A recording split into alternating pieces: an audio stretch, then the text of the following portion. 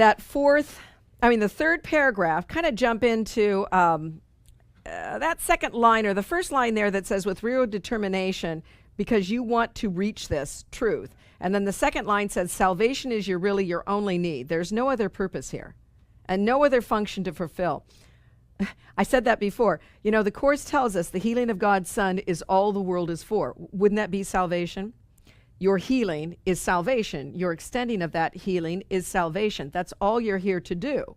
If you think that you have to correct somebody, you have to get them on the straight and narrow, you've got to stop somebody from doing something, your job is not to do that. Your job is simply to love them. Now, however that may be, maybe you do say something. I don't know. Maybe there is something that you will do. I don't know. Maybe you're in a situation where you put somebody in jail so that they won't hurt themselves. I don't know. But what this is saying is you have no other function except to heal the Son of God, and that is to bring peace into your mind and to hold that other person in that peace as well.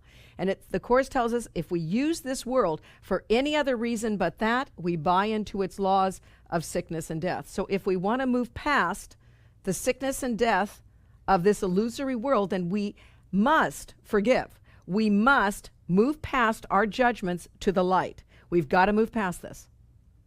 Otherwise, we're stuck in this crazy, ongoing little hamster wheel that just goes around and around and around and around. We get to do it many more times.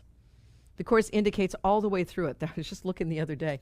I couldn't believe it. I saw another one of places where it basically inferences reincarnation yet again. We get to do this over and over again. You know? Sometimes we progress, or sometimes when we come back, we go backwards. It seems like we go backwards. We have to keep doing this again. Or you can stop now and get it done with. What do you want to do? I don't know. Every time I think about that, I'm ready to go. Aren't you? I don't want to keep being on the hamster wheel. And the only way we're going to do this is if we use the world for what its purpose was, and that is to heal the Son of God. Not to buy into the laws of violence and death. We want to heal. This is a great lesson for doing that. What a directional lesson it has. This is your salvation. That's the only reason why you're here.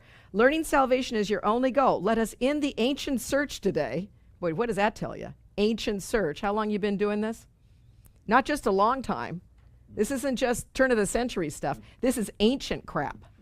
Okay? So we must have been dragging this ball and chain with us since the Big Bang, you know, since we were amoebas crawling out of the water. I don't know. I'm just joking with you there.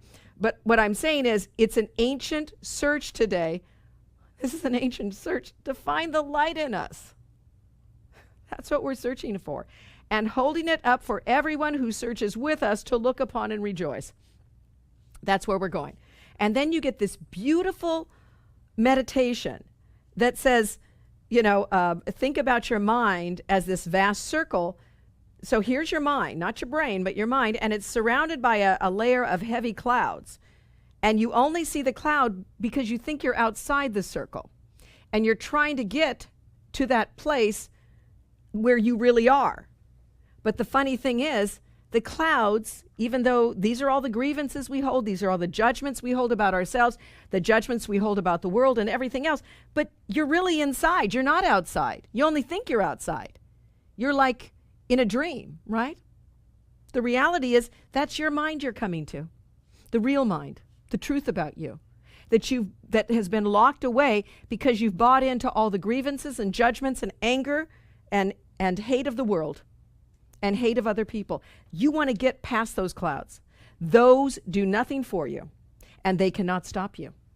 That's why you get this beautiful thing. For some reason, because you're standing, you believe that there's a brilliant light in there, and the clouds seem to be real. They seem to be all you see. You know there's something more you want, but they seem to be all you see.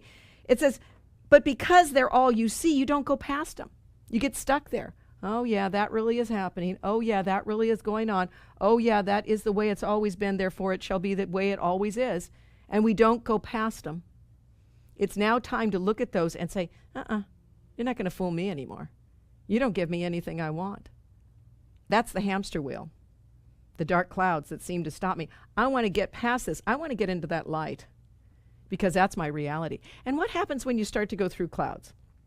I've never been up personally in the clouds, that I could walk through them, but I have been on airplanes. And what happens when you go through airplanes? It was scary, yeah, if you were up there.